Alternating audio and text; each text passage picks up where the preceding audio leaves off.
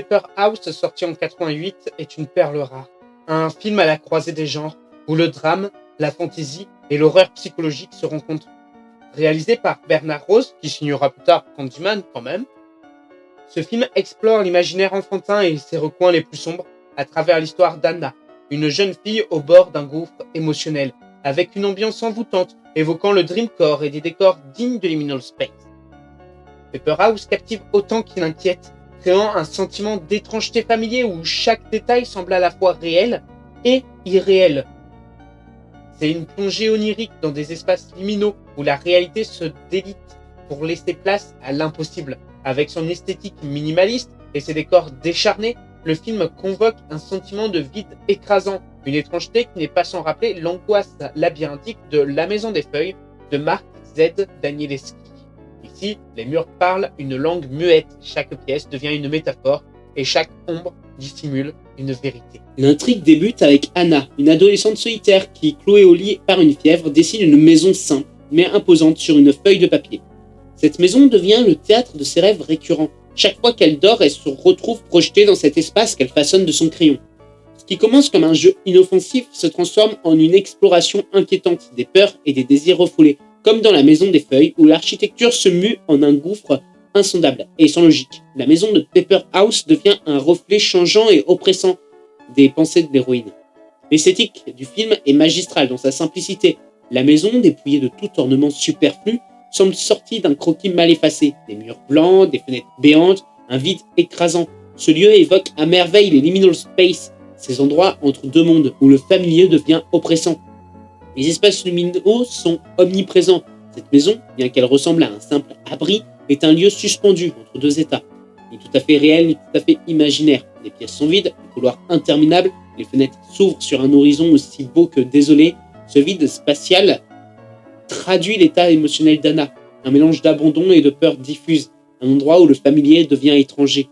Tout comme La Maison des Feuilles, Paper House est une descente dans les tréfonds de l'esprit humain. À mesure qu'Anna continue de dessiner, elle modifie cet espace et par extension sa propre psyché.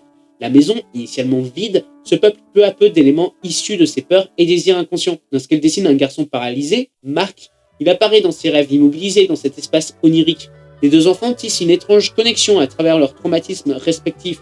Mais plus Anna ajoute des éléments à son dessin, plus les rêves se corrompent, glissant lentement dans le cauchemar.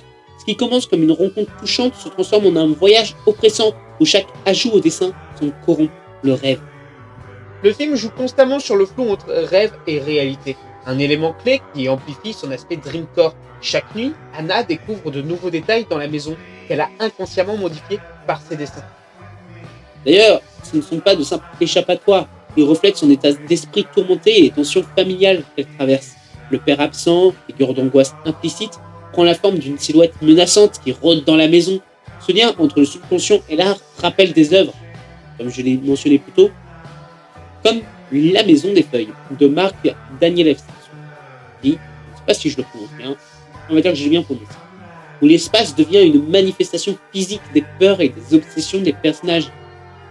L'architecture y est vivante. La maison n'est pas qu'un simple refuge, elle est une entité mouvante, un reflet des émotions de l'héroïne. Le parallèle avec La Maison des Feuilles devient évident ici, là où les pièces infinies et mouvantes de la maison de Danielewski reflètent les angoisses et les pertes des personnages. La maison de Paper House agit de la même manière, capturant l'instabilité émotionnelle d'Anna. L'espace n'est pas simplement un lieu physique, mais un miroir de l'âme, une architecture vivante et oppressante.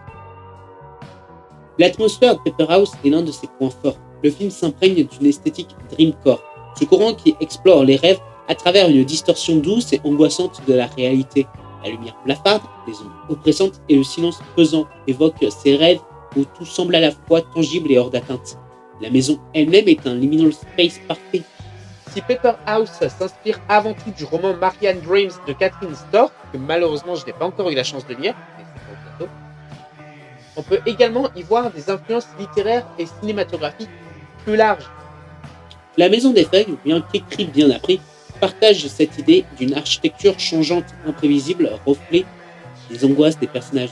Les récits de passage à l'âge adulte, comme Alice au Pays des Merveilles ou Le Magicien d'Oz, résonnent dans le voyage onirique d'Anna, bien que Paper House choisisse une voie bien plus sombre et introspective. Bernard Rose a insisté pour que les décors soient épurés au maximum, estimant que l'absence d'éléments inutiles permettrait au spectateur de mieux projeter ses propres angoisses sur la maison. Les acteurs principaux, Charlotte Burke, Anna, et Elliot Spears, Mark, ont été choisis pour leur capacité à transmettre une vulnérabilité brute. Tragiquement, Elliot Spears est décédé peu après la fin du tournage, ajoutant une aura encore plus mélancolique au film. Avec son exploration des limites entre rêve et réalité, Paper House se démarque comme une œuvre à la fois intime et universelle. Son esthétique, ses décors et sa capacité à évoquer les terreurs psychologiques profondes en font un film à part, souvent négligé mais inoubliable pour ceux qui le découvrent. Il est une invitation à plonger dans un espace où les frontières entre rêve et réalité s'effacent, où chaque pièce devient un écho de nos propres peurs. Si la Maison des Feuilles vous a troublé avec ses couloirs sans fin et son architecture mouvante, Paper House vous fera ressentir cette même étrangeté, mais dans un univers plus intime, plus fragile. Et c'est une œuvre qui, comme un rêve, reste en vous, bien après que vous soyez réveillé. Dans un sens, ce n'est pas un film, c'est une expérience. Un voyage dans un monde où l'esprit dessine ses propres prisons. Une maison sur papier, fragile mais indélébile, qui hante bien longtemps après la fin du rêve. Sur ce, j'espère que cette vidéo vous a plu. Si c'est le cas, n'hésitez pas à liker, à commenter, à donner votre avis et à me conseiller de futurs films pour de prochaines vidéos. N'hésitez pas à partager auprès de vos amis et de vos proches. Et si ce n'est pas déjà fait, n'hésitez pas à vous abonner pour rejoindre l'aventure Gnosistère. Sur ce, je m'en vais rêver.